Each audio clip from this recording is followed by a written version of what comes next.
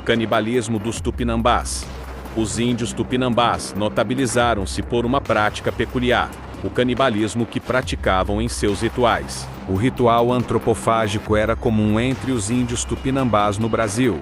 Entre as tribos indígenas que viviam no Brasil na época do início da colonização portuguesa, no século XVI, os Tupinambás ficaram conhecidos amplamente por uma característica peculiar, a antropofagia, isto é, o ato de comer carne humana, também denominado canibalismo.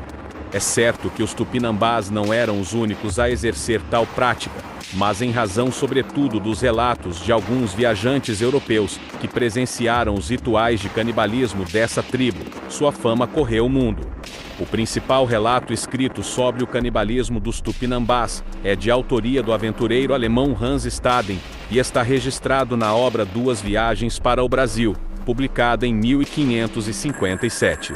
Esse relato circulou amplamente entre os círculos letrados da Europa por várias décadas, o que contribuiu para a composição de um imaginário exótico do chamado Novo Mundo.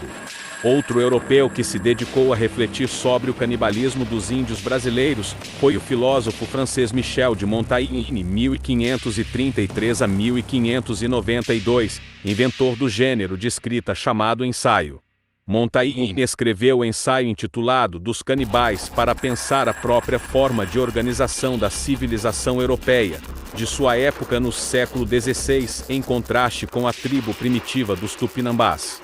Sem contar que tanto Montaigne quanto várias multidões de pessoas do século XVI tiveram a oportunidade de ver índios Tupinambás em cidades como Lisboa e Paris. Eles haviam sido capturados no Brasil e para lá conduzidos, a fim de acrescentar uma mostra exótica à corte dos monarcas europeus.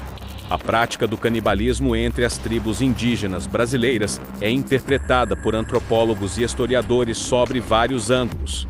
Primeiramente, deve-se destacar que o canibalismo tupinambá é caracterizado como exocanibalismo, isto é, essa tribo não devorava membros de sua própria comunidade, mas buscava em outras tribos rivais o seu alimento. Geralmente os homens canibalizados eram guerreiros capturados em batalhas. O corpo desses rivais era comido em cerimônias com presença de dança e outros elementos ritualísticos. O canibalismo, na maioria dos casos, possuía algum fundamento mítico que o legitimava, como a necessidade de espantar a violência do grupo, da comunidade, através do sacrifício de membros de fora.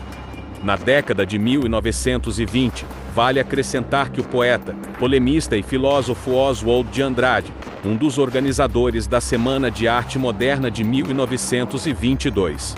Ele publicou o Manifesto Antropófago, um dos textos base do modernismo artístico brasileiro, no qual evocou a ideia dos índios canibais brasileiros, dando a ela um sentido estético, que serviu como marca da capacidade da cultura brasileira de absorver outras culturas e tradições e imprimir nelas.